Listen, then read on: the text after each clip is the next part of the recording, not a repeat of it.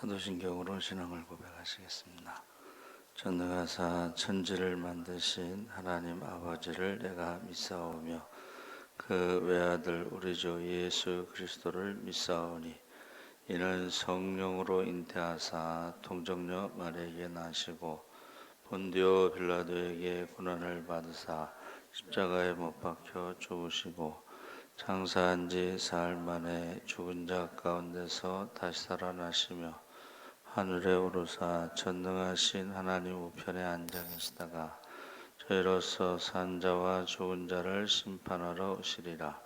성령을 믿사오며 거룩한 공예와 성도가 서로 교통하는 것과 죄를 사하여 주시는 것과 몸이 다시 사는 것과 영원히 사는 것을 믿사옵나이다.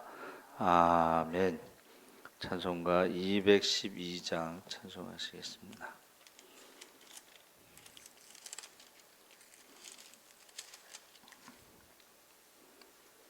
찬송가 212장 찬송하시겠습니다. 겸손히 주를 섬길 때 괴로운 일이 많으나 구주여 내게 힘주사 잘 감당하게 하소서. 인자한 말을 가지고 사람을 감화시키며 갈 길을 잃은 무리를 잘 인도하게 하소서. 구주의 귀한 인내를 깨달아 알게 하시고 굳건한 믿음 주셔서 늘 승리하게 하소서. 장래의 영광 비추사 소망이 되게 하시며 구주와 함께 살면서 참 평강 얻게 하소서. 아멘.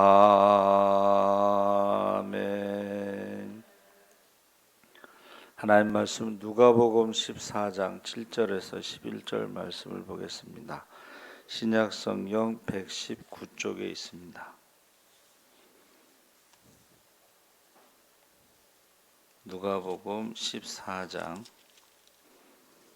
7절에서 11절까지 말씀을 우리 다 같이 읽겠습니다. 청함을 받은 사람들이 높은 자리 택함을 보시고 그들에게 비유로 말씀하여 이르시되 내가 누구에게나 혼인잔치에 청함을 받았을 때에 높은 자리에 앉지 말라.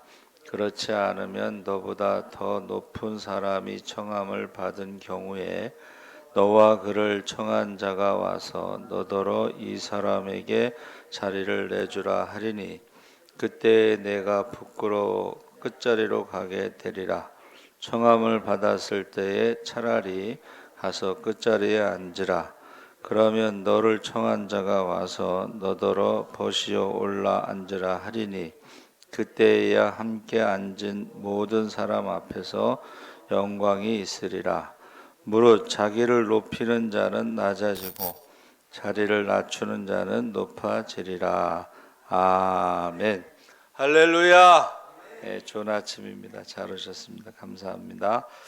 오늘 말씀의 제목이 겸손한 존재라는 제목으로 말씀을 나누려고 합니다. 바리새인 지도자가 예수님을 안식일에 자기 집에 초대를 했습니다. 그거는 예수님을 함정에 빠뜨리기 위해서 안식일에 자기 집에 초대하면서 동시에 수종병 든 사람을 거기다 데려다 놨어요. 그러니까 안식일에 병을 고치는가? 그러면 율법을 어기는 확실한 증거를 잡기 위해서 함정을 판 것이죠. 근데 예수님이 그 음모를 아시고 먼저 선수를 쳐서 질문을 하셔요. 안식일에 병 고쳐주는 것이 합당하냐 아니하냐? 3절 말씀 물어보셨어요. 그러니까 대답을 하지 못할 질문을 던지신 건데, 안 된다 단정해버리면 공들여 파놓은 함정이 무산되죠. 수정병 든 사람을 안 고치면은 자기들이 파놓은 함정이 무산되는 것이고, 된다고 하면 그 사람을 고쳐주더라도 책을 잡을 수 없기 때문에 이 바리새인들이 굉장히 똑똑해요. 계산이 빨라. 그러니까 된다고도 안 하고 안 된다고도 안 하고 있을 때에 예수님께서 수종병 든 사람을 고쳐주셨어요. 그리고 바로 너희 중에 누가 그 아들이나 소가 우물에 빠졌으면 안식일에라도 곧 끌어내지 않겠느냐 하고 그들이 파놓은 함정을 보기 좋게 무력화시켰습니다. 그런데 그 바리새인 지도자가 그 예수님과 수종병 든 사람뿐만이 아니라 또 다른 바리새인들도 초대를 했어요. 근데 예수님이 이렇게 보니까는 자리 다툼을 하는 거예요. 그래서 7절에 청함을 받은 사람들이 높은 자리 택함을 보시고 그들에게 비유로 말씀하여 이르시되 하고 그들에게 상석에 앉으려고 하지 마라. 우리가 읽은 말씀대로 그러다 너보다 더 높은 사람이 와서 자리 비키라 그러면 부끄럽지 않겠느냐. 그러니까 항상 끝자리에 앉았다가 이쪽으로 올라오라고 그러면은 그때는 영광이 되지 않겠느냐, 이렇게 말씀하신 거죠. 그래서 이 자리 다툼은 인간의 어떤 타락한 본성인데, 창세기 3장에 보면 선악을 알게 하는 나무 열매를 먹으라고 할 때에 눈이 밝아져 하나님과 같이 되어 선악을 알게 될 것이다. 그러니까 우리가요 매일 하나님과 같이 되려고 하는 선악과를 먹는 거예요. 집에서도 내가 하나님과 같이 되고 내 주장대로 하고 내 마음대로 하고, 그게 매일 선악과를 먹는 거예요. 근데 가정에서도 그렇지만 교회에서도 그런 사람들이 있다는 거예요. 희한하게 또 집에서는 또 자녀들에게 한마디도 못하면서 교회 와서는 다른 사람에 대해서 이렇게 주장하는 사람들이 있어요. 그럼 사람들이 욕해요. 자기 자녀들한테는 한마디도 못하면서 왜 남의 자녀들한테 그렇게 주장하냐고. 근데 그걸 몰라요. 남들이 손가락질하고 욕하는 걸 몰라요. 그래서 우리가 매일 하나님과 같이 되려고 하는 것은 선악과를 먹는 거예요. 또 창세기 11장의 바벨탑 사건도 아시죠? 성읍과 탑을 건설하여 탑 꼭대기를 하늘에 닿게 하여 우리 이름을 내고 온 지면에 흩어짐을 면하자. 이 탑은 우상을 섬기는 탑이에요. 하나님을 대적하기 위한 탑이에요.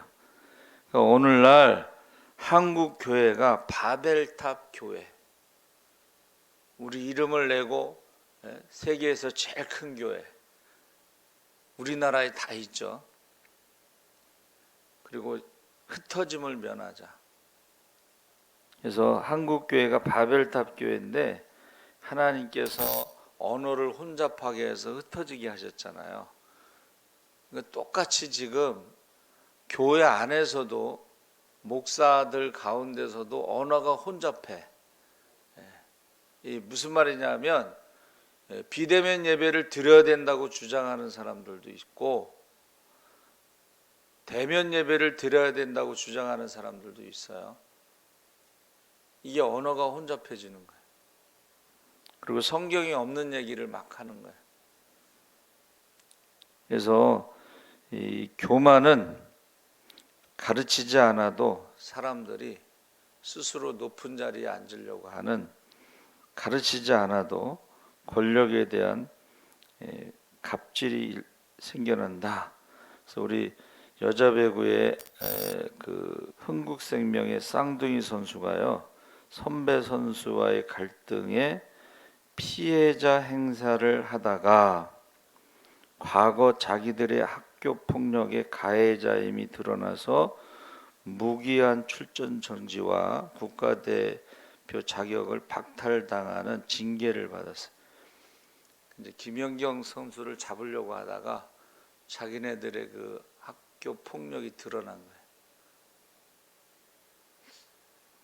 뭐 시기하고 질투하고 뭐 그런 게 있겠죠. 워낙 김연경 선수가 이렇게 인기가 좋으니까. 근데요, 이것이 솔로몬의 잠언에도 계속 나옵니다. 교만은 패망의 선봉이고 거만한 마음은 넘어짐의 앞잡이다. 그래서 이 사회 곳곳에 내재되어 있던 폭력이 공개되는 상황이 지금 드러나고 있어요. 시대를 불문하고 소위 권력 있고 영향력 있는 인사들 사이에서도 자리 싸움이 있습니다. 어떤 분은 집에서 TV 이게 뭐 리모컨을 누가 가지고 있느냐가 권력의 상징이라고 그거 가지고 싸운다 그래요. 리모컨이 권력의 상징으로. 그래서 그때의 제자들 사이에서도 이제 누가 크냐 자리 싸움이 있었는데 예수님께서 마지막 만찬에, 최후의 만찬에 식탁에서 일어나서 겉옷을 벗고 수건을 허리에 동이고 물을 떠다가 제자들의 발을 씻겼습니다. 그래서 내가 주와 또는 선생이 되어 너희 발을 씻었으니 너희도 서로 발을 씻어주는 것이 옳으니라. 내가 너희에게 행한 것 같이 너희도 행하게 하려 하여 본을 보였노라.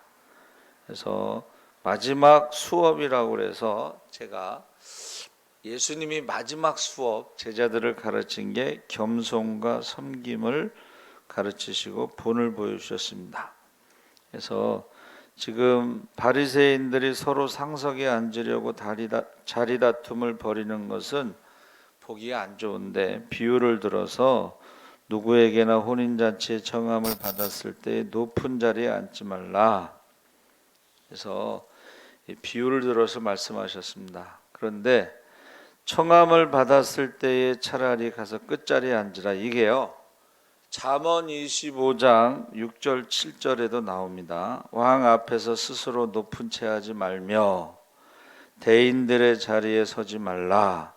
이는 사람이 내게 이리로 올라오라고 말하는 것이 내 눈에 보이는 귀인 앞에서 저리로 내려가라고 말하는 것보다 나음이니라.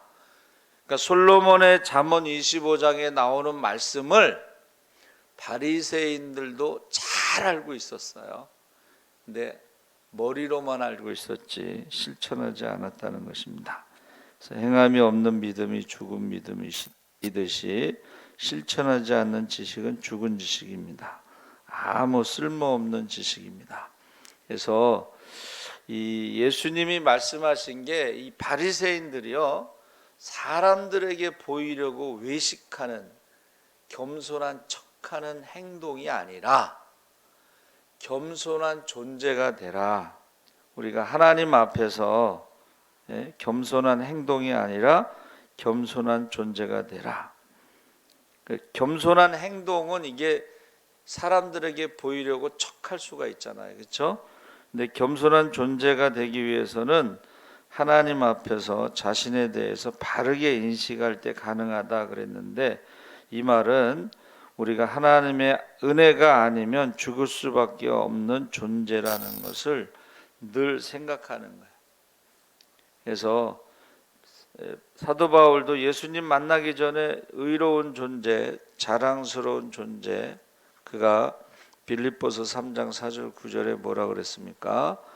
나도 육체를 신뢰할 만하며 만일 누구든지 다른 이가 육체를 신뢰할 것이 있는 줄 생각하면 나는 더욱 그러하리니 나는 8일 만에 할례를 받고 이스라엘 족속 베냐민 지파 히브리인 중에 히브리인 율법으로는 바리새인이고 열심으로는 교회를 박해하고 율법의 의로는 흠이 없는 자다. 완전한 자다는 거예요. 그러나 무엇이든지 내게 유익하던 것을 내가 그리스도를 위하여 다 해로 여길 뿐더러 또한 모든 것을 해로 여김은 내 주 그리스도 예수를 아는 지식이 가장 고상하기 때문이라. 내가 그를 위하여 모든 것을 잃어버리고 배설물로 여김은 그리스도를 얻고 그 안에서 발견되려 함이니 내가 가진 의는 율법에서 난 것이 아니요 오직 그리스도를 믿음으로 말미암은 것이니 곧 믿음으로 하나님께로부터 난 의라. 예수를 만나기 전엔 자기가 최고라고, 이게 이제 종교 엘리트라고 부르는데, 우리나라도요 서울대를 졸업하고 외국에 유학 가서 박사학위를 받아갖고 오면 큰 교회에서 이제 담임 목사나 부목사로 청빙을 받죠. 그 종교 엘리트 코스가 있어요. 불교에도 마찬가지. 동국대학교 승과에 간 사람들이 졸업하면 주지가 되거나 아니면 방송국 이사장이 되거나 병원에 이렇게 이사장이 되면 그 힘이 어마어마합니다. 그래서 불국사 주지가 바뀔 때 막 칼부림 나고 그러잖아요. 종교 엘리트 코스가 있어요. 그래서 우리나라의 그 소망교회 곽선희 목사님이 인천에서는 목회를 실패했어요. 거기서 쫓겨났어요. 그래서 이제 서울로 왔는데 그 장로님이 소개할 때 우리 목사님은 서울대를 졸업하시고, 이렇게 시작해요. 서울대를 졸업하시고. 그게 종교 엘리트 코스. 근데 소망교회 목사님이 설교를 잘하셔요. 서울대 수준하고 저기 신학교 수준하고는 천지 차이죠. 근데 저희 서울신대예요. 서울대 갈 실력인데 서울신대를 와서 난리가 난 적이 있어요. 근데 결국은 서울신대를 졸업하고 서울대학교 대학원으로 가더라고요. 그래서 여러분, 세상 사람들은 이 스펙이 참 중요해요. 그래서 가짜도 많아요. 그래서 우리 네팔 선교사가 서울대 의대를 졸업하시고 네팔에 선교사로 가서 난리가 났어요. 나중에 알고 봤더니 거짓말이야.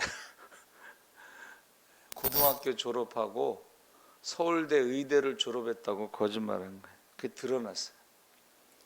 여러분, 저와 여러분이요, 어떠한 존재냐가 참 중요한데 하나님 앞에 우리는 은혜 아니면 살아갈 수 없는 그런 존재라는 것입니다. 그래서 우리가 가지고 있는 건강, 재물, 재능, 지식 모든 것이 다 하나님의 은혜로 받은 것이고 우리는 다 복음의 빚진 자입니다. 그래서 존재, 나는 어떤 인간, 어떤 존재인가 그게 중요하고, 두 번째는 우리의 관심이 전환될 때 어떤 존재인가를 우리가 알 수가 있는데, 마태복음 23장에 보면 1절 3절에 보면 서기관과 바리새인들이 모세의 자리에 앉았으니 무엇이든지 그들이 말하는 바는 행하고 지키되 그들이 하는 행위는 본받지 말라. 그들은 말만 하고 행하지 아니하며.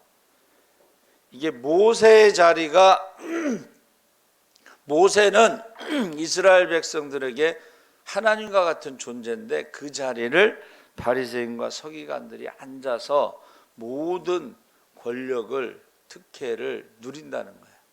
근데 이거를요 신학대학 다닐 때 우리 기독교 교육학과 교수님이 야 일반 대학 가서 일반 대학생들이 교회에 대해서 목사에 대해서 어떻게 생각하는가 그들의 말을 들어보라. 그러면서 예수를 팔아서 먹고 사는 그런 사람들이 되지 말라. 오늘날 예수의 이름을 팔아서 예수 모든 권력과 모든 특혜와 이런 걸 누리는 사람들이 있잖아요. 예수의 이름으로. 그래서 어떤 유명한 목사님이 예수의 이름으로 큰 교회 이제 목회하면서 책을 써서 베스트셀러 작가가 됐는데 어느 목사님한테 자기는 하나님을 믿지 않는다는 거예요. 하나님을 믿지 않아도 목회도 하고 하나님을 믿지 않아도 베스트셀러 작가가 될 수가 있어요.